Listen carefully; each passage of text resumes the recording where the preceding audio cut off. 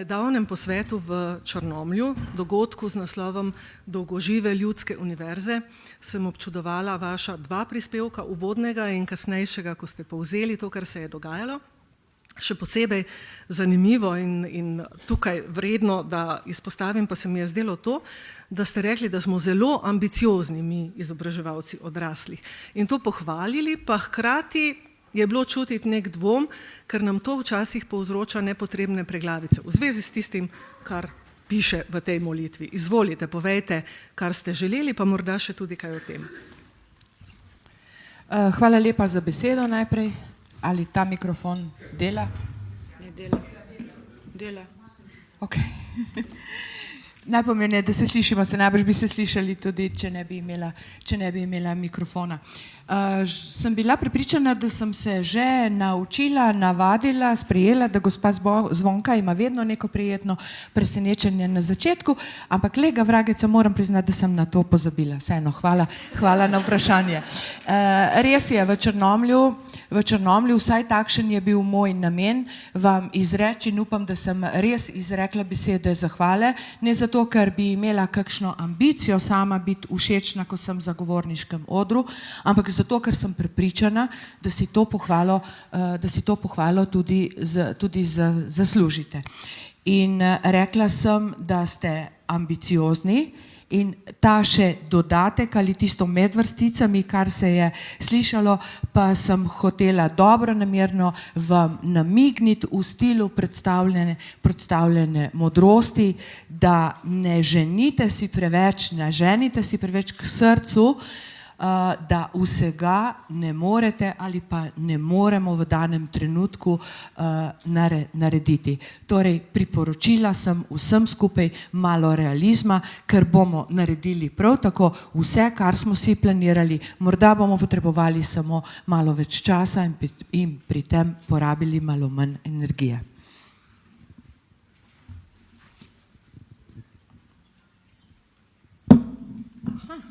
Zdaj je pa nastopila, s presenečenjem ni konca, sedaj je pa nastopila tista moja redna točka.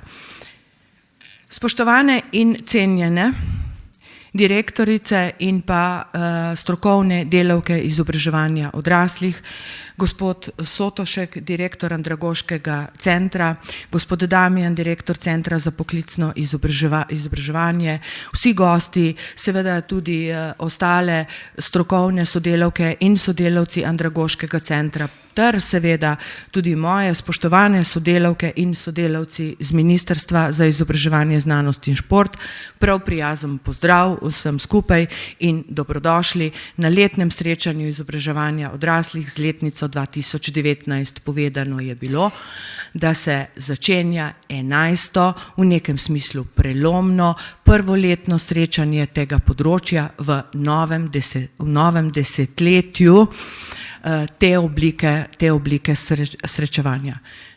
Dobrodošli vsem skupaj. Jaz upam, da po dejansko še eni vremensko neprijazni noči, da ste vsi, od kjerkoli ste že prišli danes v Portorož, imeli normalne pogoje na cesti in da ste brez večjih težav prišli.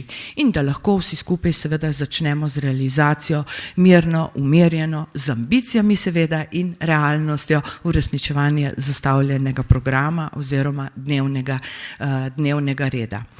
To srečanje, letno srečanje, je običajno namenjeno temu, da se pogleda glavne točke preteklega in postavi nek načrt za prihodnje leto.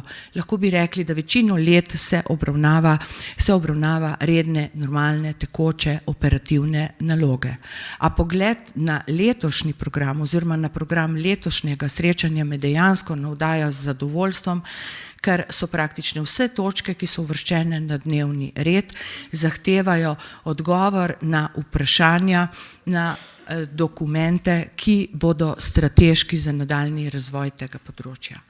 In ker sem že omenila besedo strateški, mi še enkrat dovolite, da pa vendar se v kratkem ozrem še na dejansko strateško odločitev, ki je bila sprejeta pred 60 leti.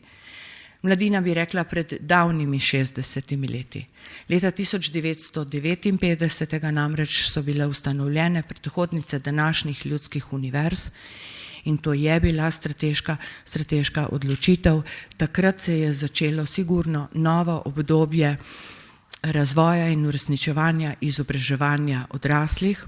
Začelo se je obdobje dejanske implementacije oziroma implementacije zavedanja vseživljenjskosti učenja. Začelo se je obdobje priznavanja in zavedanja vpliva, pomena in soodvisnosti gospodarskega in širšega družbenega razvoja tako na lokalnem kot nacionalnem nivoju z stalnim izobraževanjem in pridobivanjem različnih kompetenc odraslih. Začelo se je obdobje, ki mu po 60 letih sigurno in upravičeno lahko rečemo zgodba o uspehu.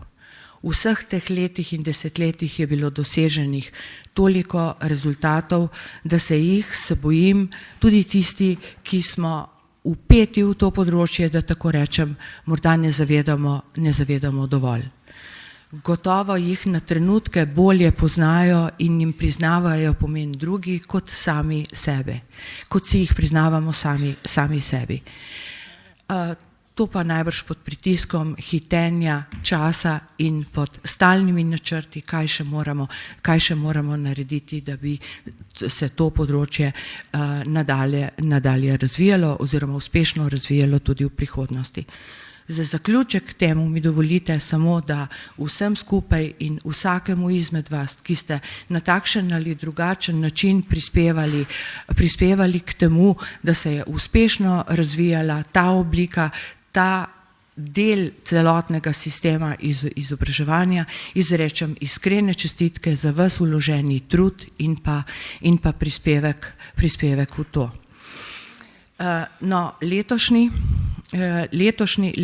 posvet pa je namenjen tudi temu, da se ta uspešna zgodba 60 let izobraževanja odraslih razvija, ne samo ohranja, ampak razvija naprej, da dobi nova krila, da dobi nov zagon v drugačnih razmerah. Zagotovo te razmere, v katerih živimo in ki se bodo hitro spreminjale, hitreje kot so se do sedaj, so tako ali drugače in vedno bolj bodo najverjetneje zaznamovane z umetno inteligenco in pa takšnimi in drugačnimi pametnimi napravami, potrebuje to izobraževanje neke strateške odločitve, zato sprejemnikih strateških dokumentov, zato da bo dobilo, kot rečeno, nov zalet.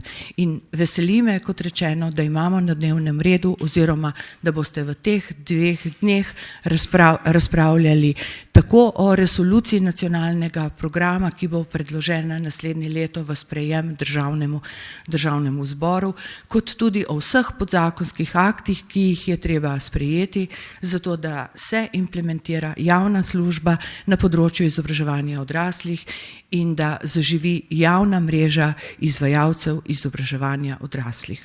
Seveda vsaka izrečena misel, vsaka pripomba v teh 2 dneh bo dobrodošla snovalcem vseh teh omenjenih dokumentov, zato se za vaš prispevek vnaprej vam zahvaljujem in vam seveda želim prijetna in uspešna 2 dneva.